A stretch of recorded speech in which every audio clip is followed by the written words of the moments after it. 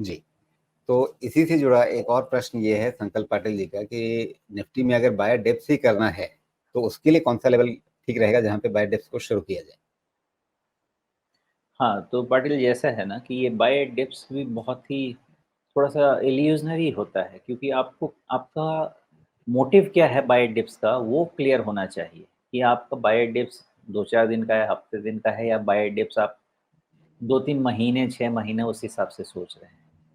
इसलिए थोड़ा-सा यहाँ पे आप ये समझें कि बाय डिप्स आपका करना भी हो, तो आपको पहला मार्कर रखना चाहिए कि अगर ये 23,000 के आसपास कहीं आता है, तो आप शायद सोच सकते हैं इसमें बाय डिप्स शुरू करने का, उसके पहले नहीं सोच सकते हैं।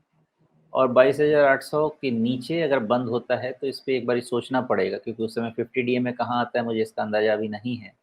लेकिन उस समय सोचना पड़ेगा कि ये किसी भी तरह का हमारे लिए आँखों का धोखा हो सकता है क्या उस समय।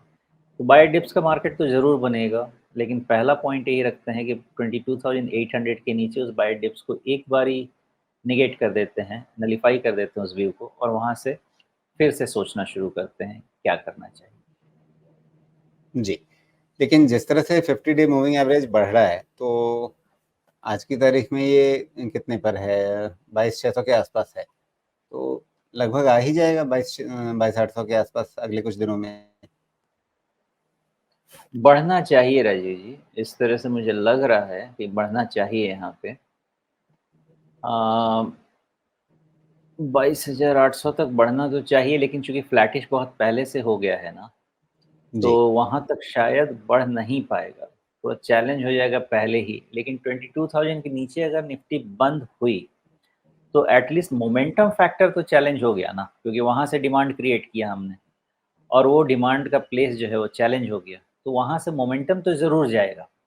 तो फिर रीअसेस करना पड़ेगा कि मान लीजिए बाय डिप्स को अगर वैलिड रखते भी हैं और उसको डिसइल्यूज़न मान भी लेते हैं, तो फिर नया लेवल क्या बनेगा वो तो उस समय समझेंगे। अभी बाय डिप्स का लेना चाहिए व्यू, लेकिन पहले देख लेते हैं कि क्या लोअर लो सॉरी एक कहीं पे पैटर्न लो बनता है जो कि हायर देन करंट लो है, वो असेस करना पड़ेगा।